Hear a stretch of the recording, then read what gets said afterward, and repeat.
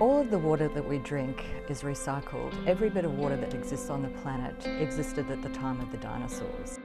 We are using this great scientific technology that's been developed. The good thing is we're not in a crisis. We actually have some time up our sleeves and we don't have to sort of turn on taps straight away. But that's actually the whole point. We've got to slowly develop the confidence in the population, in the regulatory systems and so on, that make sure that once we do need more supplies, we have them ready and they're actually accepted.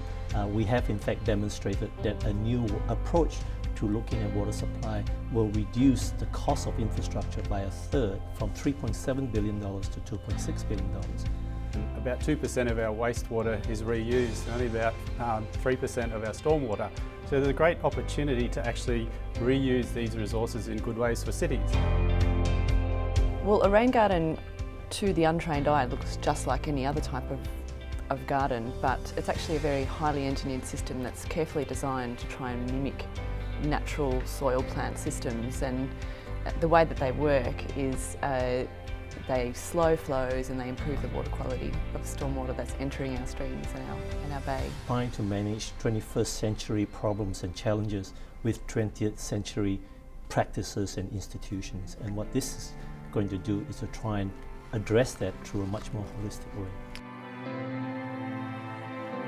The laws have been in place for about 8 years, and there's a real benefit in acting now when there is not a crisis and decisions are not going to be taken in haste. We know that population is growing across Queensland, particularly in southeast Queensland. We have currently good processes to generate water from these new sources, and it will be needed in the future to guarantee safe and reliable sources of water.